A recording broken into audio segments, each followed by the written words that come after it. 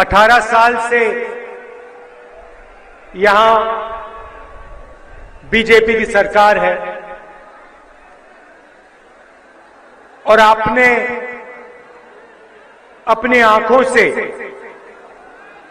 इनका भ्रष्टाचार, इनकी लूट, इनकी सरकार को गहराई से देखा है। हर चीज में जहां भी इनको मौका मिलता है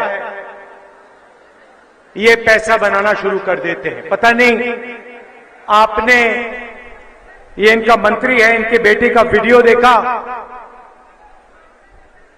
तोमर जी के बेटे का वीडियो देखा आपने? देखा आपने?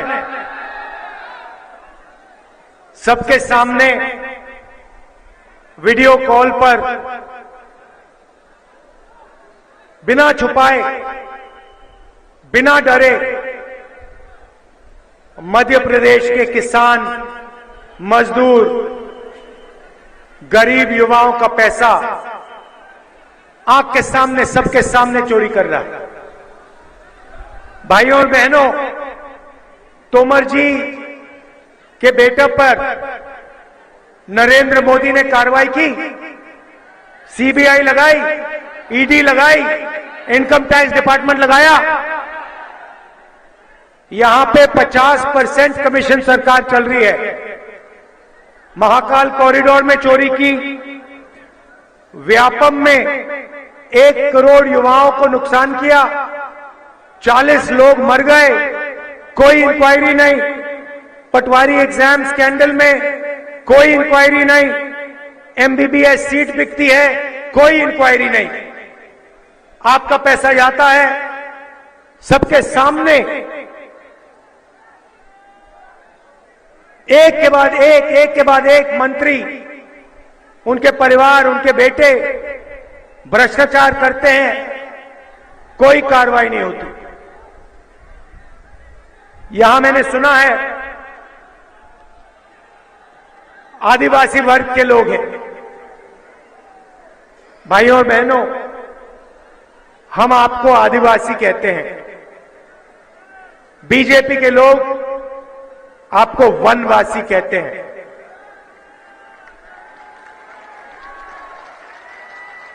वनवासी में और आदिवासी शब्द में बहुत फर्क है। भाइयों और बहनों, आदिवासी शब्द का मतलब वो लोग जो इस जमीन के पहले मालिक थे, मतलब सबसे पहले, जिसको हम भारत माता कहते हैं, इसका जल, इसकी जमीन, इसका जंगल सबसे पहले आदिवासियों का था, आपका था। ये आदिवासी शब्द का मतलब है। अगर हम आपको आदिवासी कहते हैं तो हमें आपको जमीन का अधिकार, जल और जंगल का अधिकार देना पड़ता है। और कांग्रेस पार्टी ने शुरुआत से आदिवासियों के लिए यह काम किया है।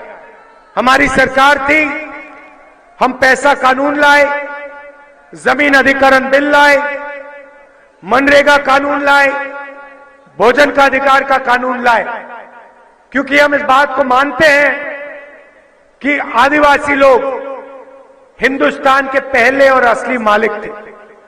भाइयों और बहनों, वनवासी का कोई और मतलब है। वनवासी का मतलब वो लोग जो जंगल में रहते हैं। हम आपको आदिवासी कहते हैं, हम कहते हैं कि जल, जंगल और जमीन के पहले मालिक आप लोग हो, और बीजेपी आपको वनवासी कहती है। वनवासी क्यों कहती है, मैं आपको आज बताने आया हूं। भाइयों और बहनों, आपने कभी बीजेपी के किसी नेता को किसी जानवर पर पेशाब करते हुए देखा है? नहीं देखा। मगर आपने बीजेपी के नेताओं को आदिवासी युवक पर पेशाब करते हुए देखा है, हां या ना?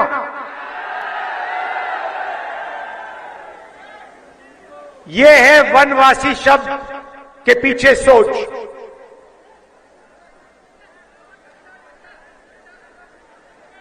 पहली बार मैंने एक वीडियो देखा जो आप सब ने देखा होगा। एक आदिवासी युवक खड़ा है, बीजेपी के नेता उस पर पेशाब कर रहा है और उसके बाद वीडियो को वायरल किया जाता है। पूरे प्रदेश में, पूरे देश में फैलाया जाता है।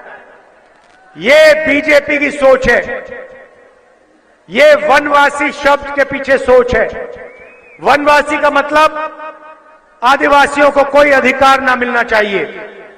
वनवासी का मतलब आदिवासी जंगल में रहें और जंगल से बाहर ना आए। वनवासी का मतलब जब हिंदुस्तान में जंगल खत्म हो जाएगा तो वनवासियों के लिए यहां कोई जगह नहीं रहेगी। आपके लोग सड़क पे भीख मांगे निकलेंगे। यह है वनवासी के पीछे सोच।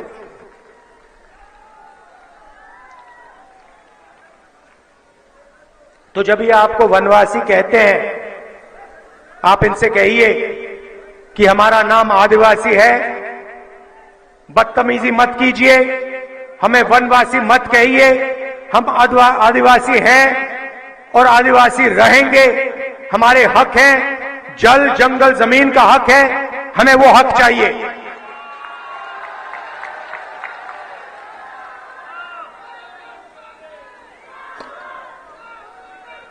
भाइयों और बहनों, जहां भी बीजेपी के नेता जाते हैं, भाषण करते हैं, वो कहते हैं कि सबको हिंदी बोलनी चाहिए, हिंदी पढ़नी चाहिए, अंग्रेजी नहीं बोलनी चाहिए, अंग्रेजी नहीं पढ़नी चाहिए। और खास तौर से आदिवासियों को कहते हैं कि आप लोग हिंदी पढ़िए, हिंदी सीखिए, मगर अंग्रेजी मत सीखिए, अंग्रेजी मत पढ़िए। भाइयों और बहनों, आप जानते हो इसके पीछे इनकी सोच क्या है। आप किसी भी बीजेपी के नेता से पूछिए, अगली बार आपके पास आएंगे पूछना, आप हमें कहते हो कि हमें हिंदी बोलनी चाहिए, अंग्रेजी नहीं सीखनी चाहिए, अंग्रेजी नहीं बोलनी चाहिए। आप हमें बताओ, आपके बेटे कौन से, आपके बच्चे, बेटे बेटियां कौन से स्कूल में पढ़ते हैं? इंग्लिश मीडियम में पढ़ते हैं या हिंदी मीडियम में पढ़ते हैं? और सारे के सारे बीजेपी के बेटे, बीजेपी के नेताओं के बेटे इंग्लिश मीडियम स्कूल में पढ़ते हैं। वो अपने बच्चों को अंग्रेजी सिखाना चाहते हैं, अंग्रेजी पढ़ाना चाहते हैं, और आदिवासियों को अंग्रेजी नहीं पढ़ाना चाहते हैं, अंग्रेजी नहीं सिखाना चाहते हैं। इसके पीछे सोच है। देखिए, हिंदी की जगह है। मध्य प्रदेश में आप रहते हैं, यहां पे हिंदी की जरूरत है। आप दिल्ली जाएंगे, उत्तर प्रदेश जाएंगे, वहां व्यापार करेंगे, हिंदी चलेगी। मगर अगर आप विदेश जाना चाहते हो, विदेशी कंपनी में काम करना चाहते हो,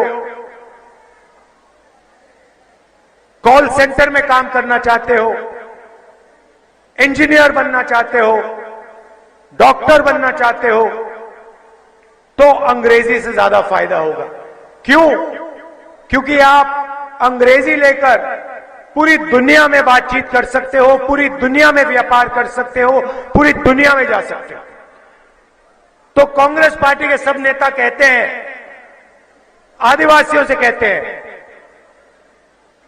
हिंदी सीखो, हिंदी पढ़ो, मगर अंग्रेजी भी सीखो, अंग्रेजी पढ़ना भी सीखो, अंग्रेजी लिखना भी सीखो। और बीजेपी वाले लोग कहते हैं नहीं, आदिवासियों को जंगल में रहना है, अंग्रेजी नहीं पढ़नी चाहिए, इंजीनियर नहीं बनना चाहिए, डॉक्टर नहीं बनना चाहिए, लॉयर नहीं बनना चाहिए। ये फर्क है हमारी विचारधारा में, उनकी विचारधारा में। हम चाहते हैं कि आदिवासी युवा बड़े से बड़ा सपना देख पाए और उसका पूरा सपना पूरा हो। वो चाहते हैं आप वनवासी हो, जंगल में रहो, जंगल के बाहर मत आओ। ये लड़ाई है, विचारधारा की लड़ाई है। और मैं यहां आपको मैसेज देना आया हूं, आप आदिवासी हो, आपका जमीन का हक है, जंगल का हक है, जल का हक है, और कांग्रेस पार्टी ये लड़ाई आपके लिए लड़के आपका जो बनता है, आपका जो हक है, वो आपको पूरा करके देगी। भाइयों और बहनों, आपने देखा होगा भारत जोड़ो यात्रा में हम 4000 किलोमीटर चले, कन्याकुमारी से कश्मीर तक चले, और रास्ते पे मुझे लाखों युवा मिले, और सबके सबसे मैं एक सवाल पूछता था। जब भी मैं युवा से मिलता था, मैं एक सवाल पूछता था कि भाई क्या करते हो? और मध्य प्रदेश में ज्यादा से ज्यादा युवाओं ने मुझे कहा, राहुल जी हम बेरोजगार हैं, हम कुछ नहीं करते। 18 साल इन्होंने सरकार चलाई, 18 साल इन्होंने सरकार चलाई, और युवा देश का भविष्य होता है। रीढ़ की हड्डी होती है युवा, युवा के बिना देश नहीं चल सकता। और मध्य प्रदेश के युवाओं को इन लोगों ने सिर्फ बेरोजगारी दी है। आपने सबसे पहले स्कूल, कॉलेजेस, यूनिवर्सिटी, अस्पताल, इन्होंने यहां पे सारे के सारे प्राइवेट कर दिए, बड़े बड़े उद्योगपतियों को बेच दिए। तो आपको जब आप स्कूल जाते हो, कॉलेज जाते हो, प्राइवेट स्कूल, प्राइवेट कॉलेज में जाना पड़ता है, हजारों रुपए, मेडिकल के लिए लाखों रुपए देने पड़ते हैं। आपके माता पिता पैसा कमाते हैं, मुश्किल से कमाते हैं, शिक्षा के लिए पैसा देते हैं, युवा खर्च करता है, कॉलेज की डिग्री ले लेता है, इंजीनियरिंग डिग्री ले लेता है, मेडिकल डिग्री ले लेता है, और फिर मध्य प्रदेश में उसको रोजगार नहीं मिलता। सारे के सारे युवाओं का सपना इन लोगों ने तोड़ दिया है, जिंदगी नाश कर दी है इन लोगों ने। लंबे लंबे भाषण देते हैं। देखिए, मैं अभी आपको पूछता हूं, अभी पता लग जाएगा। यहां पे बहुत सारे युवा हैं, यहां पे बेरोजगार युवा, हाथ उठा के दिखाओ मुझे। ये देखो, आधी भीड़ बेरोजगार है। ये शिवराज चौहान जी और नरेंद्र मोदी जी की देन है। इनकी सरकार सिर्फ अरबपतियों के लिए काम करती है। अदानी जी का आपने नाम सुना होगा, सुना है? पूरे देश में आदिवासियों की जमीन, आपका हक छीनकर इन लोगों ने अदानी जी जैसे लोगों को दिया है, जो रोजगार देते हैं। छोटे व्यापारी, स्मॉल और मीडियम बिजनेस वाले लोग, किसान, उनको इन्होंने खत्म कर दिया। उदाहरण,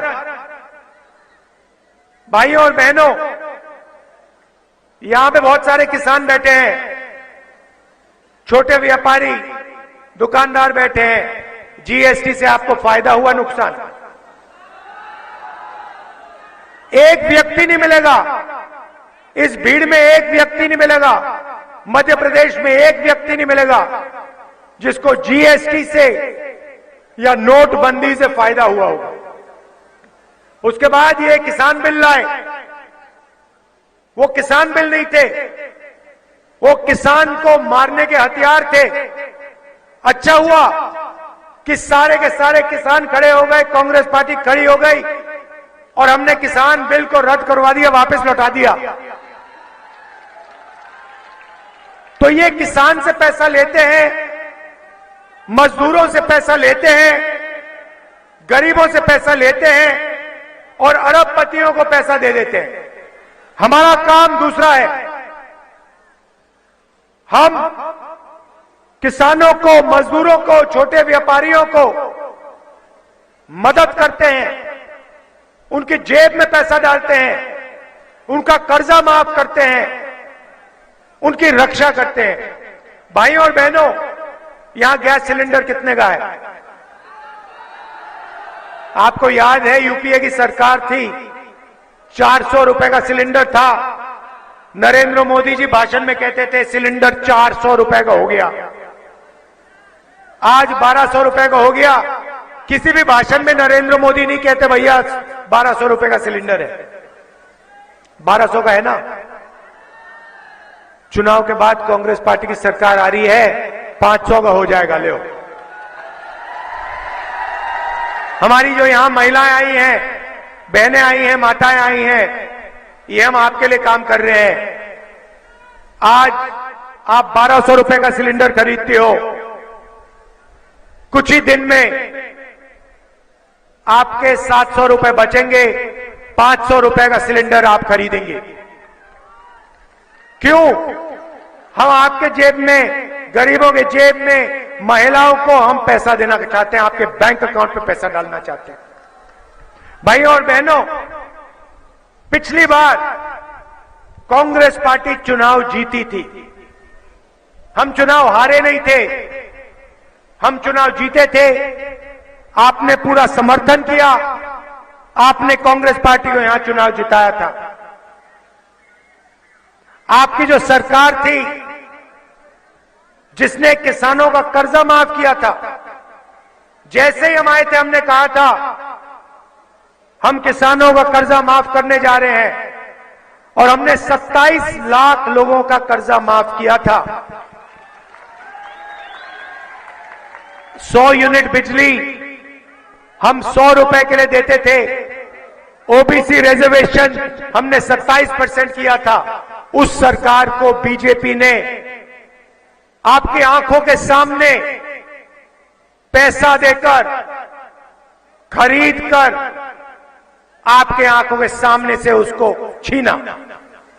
ये भूलिए मत, ये जो सरकार है, बीजेपी की सरकार है, शिवराज चौहान जी की सरकार है, ये आपने नहीं बनाई, ये गरीबों ने नहीं बनाई, ये किसानों ने नहीं बनाई, मजदूरों ने नहीं बनाई, आदिवासियों ने नहीं बनाई। ये आपसे चोरी की गई सरकार है और इसको यहां के बड़े उद्योगपतियों ने करोड़ों रुपए देकर, विधायकों को खरीदकर ये सरकार चोरी की सरकार बनाई। भूलिए मत और इनको याद दिलाइए। कहते हैं बीजेपी की सरकार है, बीजेपी की सरकार नहीं है, चोरी की सरकार है। कांग्रेस की सरकार बनी थी, इन्होंने चोरी करके यहां सरकार बनाई है। और इस बार मोदी जी आए हैं, मजाक है। पिछली मीटिंग में मुझे कहा गया, मोदी जी आए, कहते हैं हमने एक डिस्ट्रिक्ट में 500 कारखाने खोल दिए।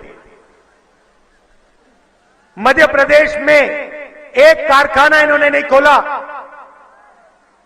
यहां पे पास में छत्तीसगढ़ है, बॉर्डर पे पड़ता है, वहां हमारी सरकार है। छत्तीसगढ़ का पूरा चेहरा हमने बदल दिया। मैं बताता हूं वहां क्या किया हमने। हमारे चीफ मिनिस्टर ने, हमारे नेताओं ने कहा कि हर डिस्ट्रिक्ट में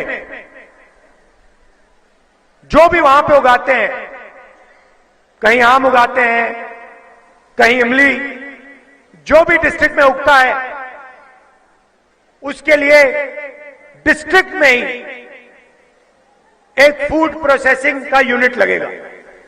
जहां टमाटर उगाते हैं वहां पे टमाटो केचप बनाने की फैक्ट्री, जहां आलू उगाते हैं वहां पोटैटो चिप्स की फैक्ट्री, जहां नींबू है वहां अचार की फैक्ट्री।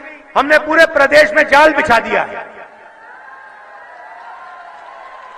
छत्तीसगढ़ में किसान अपना माल, अपनी सब्जी सीधा जाके फैक्ट्री में बेचता है, सही दाम मिलता है उसे। धान के लिए सबसे ज्यादा पैसा हिंदुस्तान में छत्तीसगढ़ में मिलता है।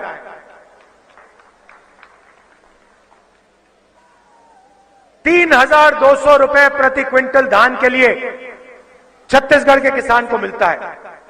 मजे की बात आपको बताता हूं, कुछ दिन पहले चुनाव का दौरा चल रहा था,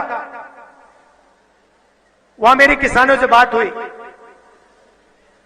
मैंने उनसे पूछा, भैया, एक किसान था, मैंने उससे पूछा, भैया आपका जो खेत है कितने का है ये खेत? बेचोगे तो कितने पैसे मिलेंगे? किसान मुझे कहता है, पहली बार मैंने सुना, किसान मुझे कहता मैं नहीं जानता। मैंने कहा तुम कैसे किसान हो, तुम अपने खेत की कीमत नहीं जानते?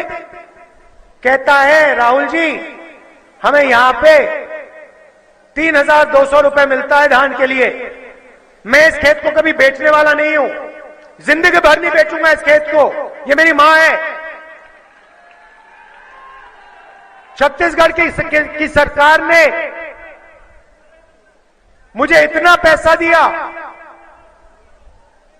जो कर्जा था, जो बीजेपी के समय कर्जा था, वो उतर गया। मैं इस खेत को बेचना नहीं चाहता हूं, मुझे नहीं मालूम कितने का है ये खेत। देखिए कितनी कमाल की बात बोली उसने।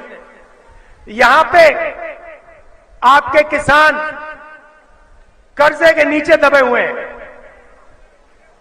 भाइयों और बहनों, 18,000 किसान, 18,000 किसानों ने मध्य प्रदेश में आत्महत्या की है। 18,000। हर साल एक लिस्ट निकलती है, हजारों किसान मध्य प्रदेश में जो आत्महत्या करते हैं। हम ये सब बंद करवाना चाहते हैं। जो हमने छत्तीसगढ़ में किया, जो फूड पार्क हमने छत्तीसगढ़ में खोले, जो फूड प्रोसेसिंग यूनिट हमने छत्तीसगढ़ में खोले, हम यहां पे खोलने जा रहे हैं।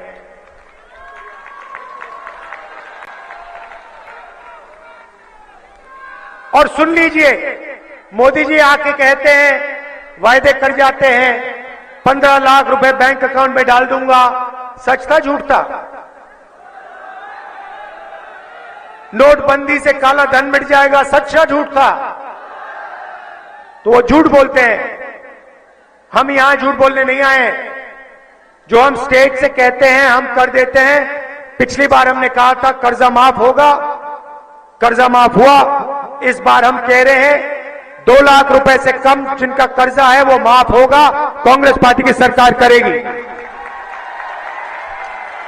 गेहूं के लिए आपको 2,600 रुपए प्रति क्विंटल मिलेगा, और वो सिर्फ 2,000 तक, 2,600 नहीं रहेगा, वो आस्ते आस्ते बढ़ता जाएगा, 3,000 रुपए प्रति क्विंटल अंत में हो जाएगा। धान के लिए 2,500 रुपए प्रति क्विंटल, बिजली 100 यूनिट 100 रुपए के लिए, और 200 यूनिट के लिए आधा बिल। ये हमारे वायदे हैं, लिख लीजिए, ये वायदे पूरे हो जाएंगे। मैंने गैस सिलेंडर की बात आपको कह दी। 500 रुपए का गैस सिलेंडर होगा। यहां बहुत सारी महिलाएं आई हैं, माताएं और बहनों को 1,500 रुपए हर महीने और 500 रुपए का गैस सिलेंडर। तो ये हमारे वायदे हैं। आप यहां दूर दूर से आए, इतने प्यार से आपने मेरी बात सुनी, इसके लिए आपको दिल से बहुत बहुत धन्यवाद। ये हमारे प्रत्याशी हैं, इनको भारी बहुमत से जिताइए। याद रखिए, ये बीजेपी की सरकार नहीं है, ये चोरी की सरकार है और इसको हटाना है। और हमारे जो विधायक हैं उनको भारी बहुमत से जिताना है। धन्यवाद, नमस्कार, जय हिंद।